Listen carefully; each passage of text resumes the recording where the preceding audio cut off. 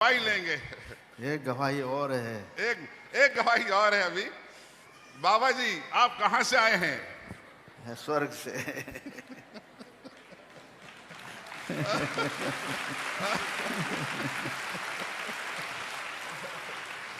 बाबा जी आपकी क्या गवाही है? हम स्वर्ग से वापस लौट आए। स्वर्ग से वापस लौट आए। जोरदार ताली चाहिए। तो प्रभु से हम अगस्त महीने में आखिरी महीने के आखिर में अचानक हमें बुखार और खांसी और बहुत तेज़ बीमारी हो गई थी और निमोनिया हो गया था, डबल निमोनिया, और सांस लेने में परेशानी हो रही थी।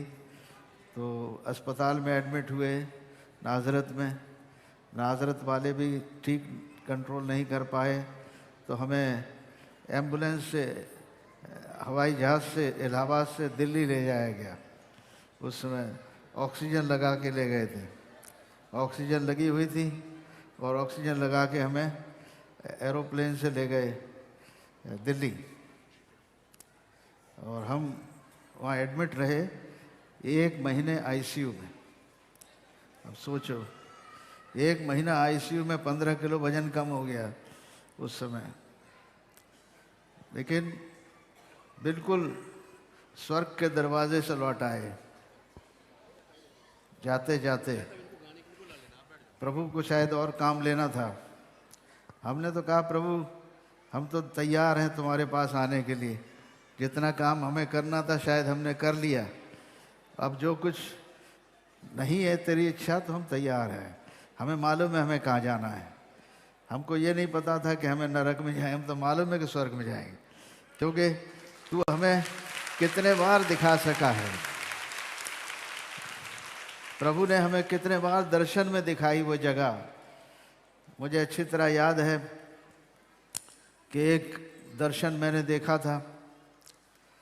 पहले तो ये 1 महीना बीमारी का, 1 महीने आईसीयू में, उसके बाद आईसीयू से निकल के फिर रिकवरी में आए।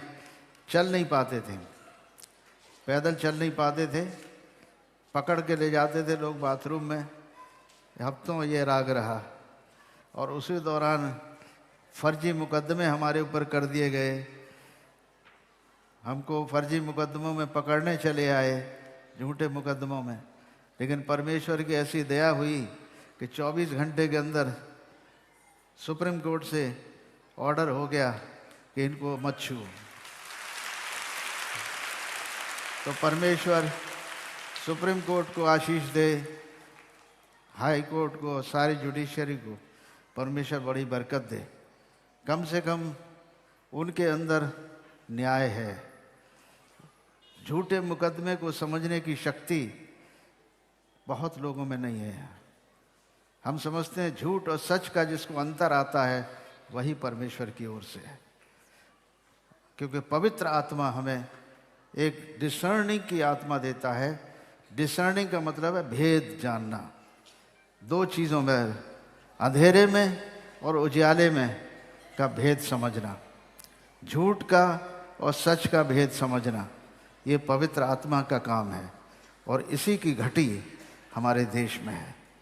पवित्र आत्मा की ज़रूरत है हर एक को। पवित्र आत्मा सत्य का आत्मा है, सच्चाई का आत्मा है। वो झूठ नहीं बोलता कभी। हमने कभी ऐसा कोई काम नहीं किया जिसलिए हमारे कोई पीछे दौड़ेगा, कभी नहीं। सत्य पर रहें, हमेशा सत्य पर खड़े रहें। लेकिन झूठे लोगों ने झूठी कहानियां मढ़ के फर्जी मुकदमे करवाए, लेकिन परमेश्वर ने हमारी रक्षा की, उसने हमें बचाया।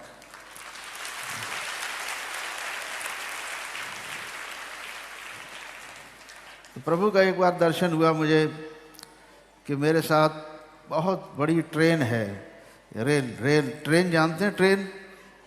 ट्रेन समझ रहे? ट्रेन, अरे ग्लैडविन कहाँ चले गए? तुम यार गवाही ले रहे हो?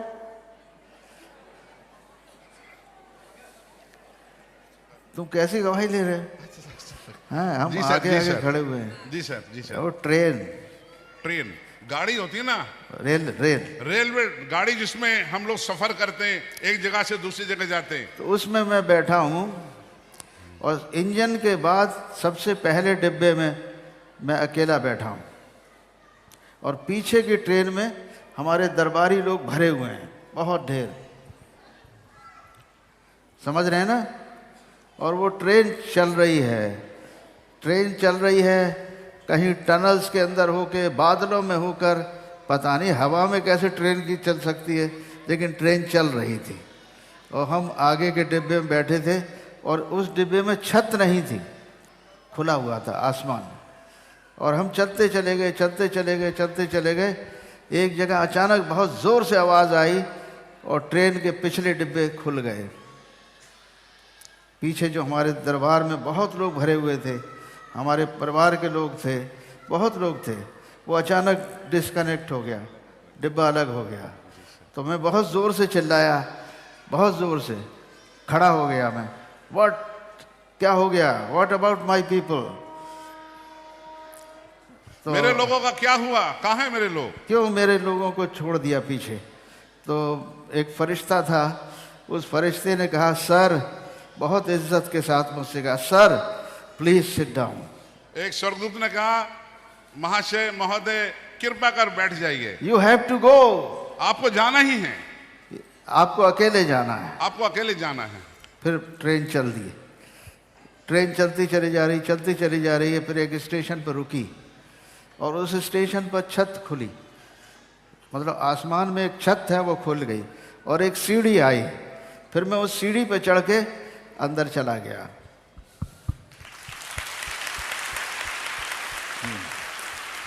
सीढ़ी पे चढ़ के अंदर गया तो फिर उसके बाद वहाँ क्या देखा मैंने, वहाँ बहुत अच्छी ठंडी हवा बह रही थी और इतना आनंददायक हवा थी जिससे हमें बड़ी ताकत मिल रही थी, बहुत पावर की, और वो ऐसी विंड थी जैसे उड़ा देगी अभी, इतनी तेज़ हवा थी, लेकिन वो हवा हमें नुकसान नहीं पहुंचा रही थी, वो हमें ताकत भर रही थी निरंतर। और हमने फिर बहुत ढेर बड़े सुंदर मकान देखे, बड़े बड़े मैंशंस, बड़े बड़े मैंशंस, लेकिन न ईंट के थे न पत्थर के थे। बताइए, जो बड़े बड़े मकान, बड़े बड़े घर वहां पर देखे स्वर्ग में, वो ना तो ईंट के बने थे और ना पत्थर के बने थे। फिर वहां पर हरे उसकी दीवालों में फूलों के पेड़ लगे हुए थे और उसमें से फूल ही फूल निकल रहे थे। और उसके बाद जो मैदान है वो मैदान फूलों से भरा हुआ था और ऐसे सुंदर फूल जिसकी हम कल्पना नहीं कर सकते। पृथ्वी पर वो रंग हमने कभी नहीं देखे, वो रंग हमने कभी नहीं देखे। और वो आनंद हमारे अंदर था कि हम सारी दुनिया को भूल गए थे, पूरे पृथ्वी को भूल गए थे।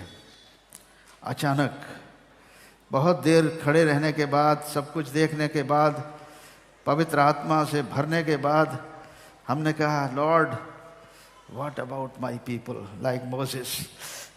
वहां रहने के बाद, सब कुछ देखने के बाद कहा, प्रभु मेरे लोग कहाँ हैं, मेरे दरबारी हैं कहाँ।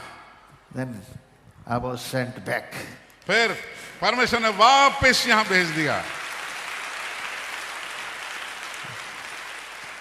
उस दर्शन का मतलब अब समझ में आता है, उस दर्शन का मतलब अब समझ में आता है। अब समझ रहे हैं उस दर्शन का अर्थ क्या है, क्या मतलब है, क्यों परमेश्वर ने मुझे वापस मेरे लोगों में भेजा, तुम्हारे लिए, आप लोगों के लिए भेजा।